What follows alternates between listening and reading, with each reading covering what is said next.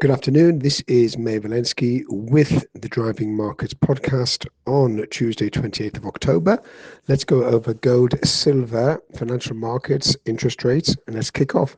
Let's start off with interest rates. That would be an interesting one to go over. So you've got the Fed, which is going to reduce interest rates. I would say 100% certain they're going to reduce interest rates over the next two meetings. And as well, excuse me, had to cough there. And they'll also continue reducing interest rates into January, February, and March of next year, mainly due to the fact that the economy is sluggish. There's not an official recession, but there is an unofficial recession. If you ask on the street and just check what's going on with business volumes in small businesses, medium-sized businesses, you will see clearly there is a downturn in volume and also in terms of turnover. So yeah, that is the real cutting edge of the business world, whether in the US or in the UK. But I would say there's probably a recession actually happening as we record this podcast. So the Fed is aware of that. On top of that, they're going to finish their money tightening exercise, which is called MT, T for Tommy, tightening. And they're going to finish that. And they're going to go on to QE, which is quantitative easing. Now, quantitative easing is another word for printing money. They're going to be printing a lot of money, probably billions, if not trillions, in order to reflate the economy and in order to get the overall activity up there. In other words, they're going to provide further liquidity. So that's a two-pronged attack so far, which is going to be reducing interest rates and printing money. That is going to provide significant liquidity. Now, when there is significant liquidity in financial markets or anywhere around in the economy, then that money ends up in the stock market one way or another, which means that you're going to have an asset price inflation exercise or episode or program going over the next 12 to 18 months, which means that stock markets, even though they're at all-time highs at the moment, will continue moving higher. That's not one straight line. Of course, there'll be economic news and geopolitical news that will cause pullbacks, but any pullback would be an opportunity to get involved purely due to liquidity. Now, when you talk about liquidity, you're talking about also M2 money supply. M2 money supply, which is running at around about $22 trillion floating around the system, is huge. And that's another indicator of just how much money and liquidity there is there in the system to keep pushing the economy and markets higher. And that brings me on to gold and silver. Now, gold and silver, especially gold, have moved up for major fundamental reasons. The main reason, which I've said over and over again on multiple podcasts, is the fiscal stress, the financial stress within the system, whereby people do not trust the US dollar. And as a result of that, you're going to see the US dollar continue to fall, probably about another 15 to 18% over the next year. And that would further accelerate gold up to super high levels. Remember, gold is not only a stored value, it's also an inflation hedge, and now it's a tactical weapon being used by China, Russia, Japan, and other countries that want to store gold, and they want to store gold as a reserve as opposed to having US dollars, because US dollars, they've lost faith in US dollars going all the way back to 2008 with the banking crisis, and then with Corona, and lately, most recently, with the Russian-Ukraine war, where Russian assets in US dollars were frozen, and that sent a shockwave through most central banks, questioning, is their dollar really safe, or could a government, US government administration, just freeze their assets willy-nilly at any opportune moment, which was seen as far as the Russians are, which are now have had $300 billion in US assets frozen by the Biden administration and are still frozen, and they're essentially, that could be stolen goods eventually, but never returned to Russia.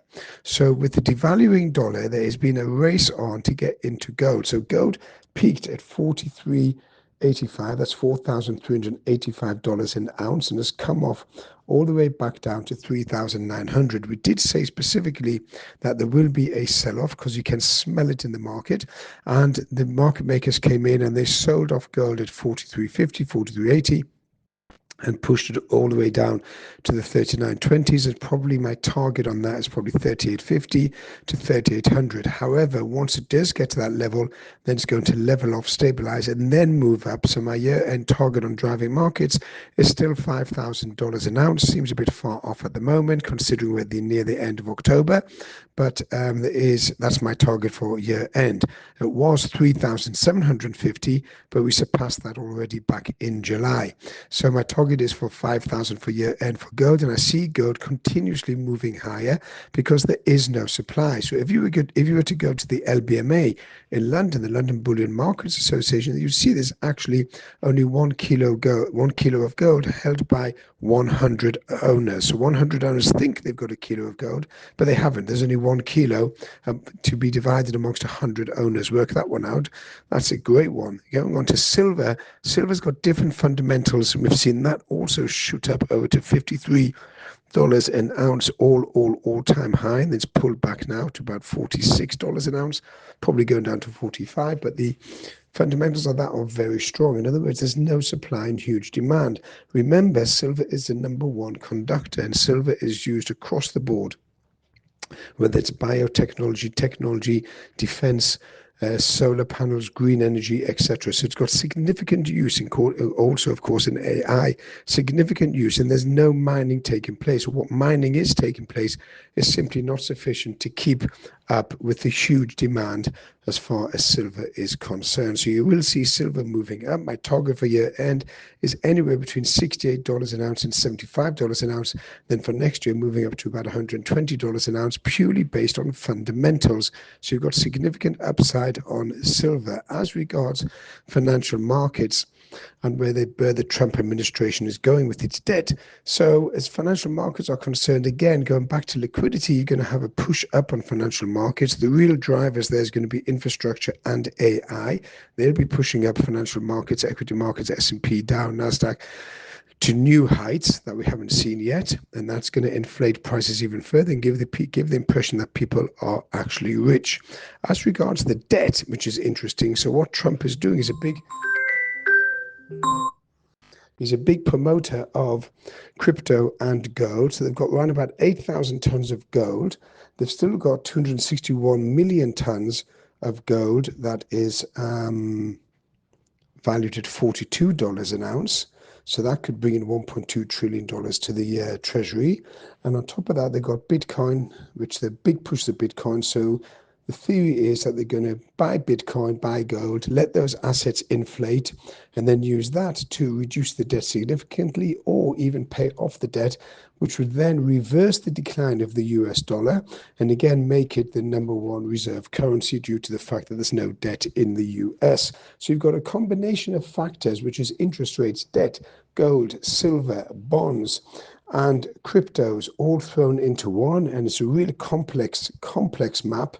And to work it out and navigate through it takes some serious attention, and that's what we do at Driving Markets. We take all of the factors and then we iron them out, and then we start to understand how it's going to look forward, to identify which sectors you want to get into in order to make as much money as possible and being successful as possible in your trading. So obviously we do have a stock section, option section, we've got FX, beginners, day trading, swing trading, we've got my group, we've got private banking, we've got the full works to allow you to become a successful investor trader. Obviously, it's not investment advice. Everything we give is an opinion, but you can find us on the website, drivingmarkets.com, or you can contact me through Instagram. This is the Driving Markets podcast, which you can download on any of your most favorite platforms. Have a good day.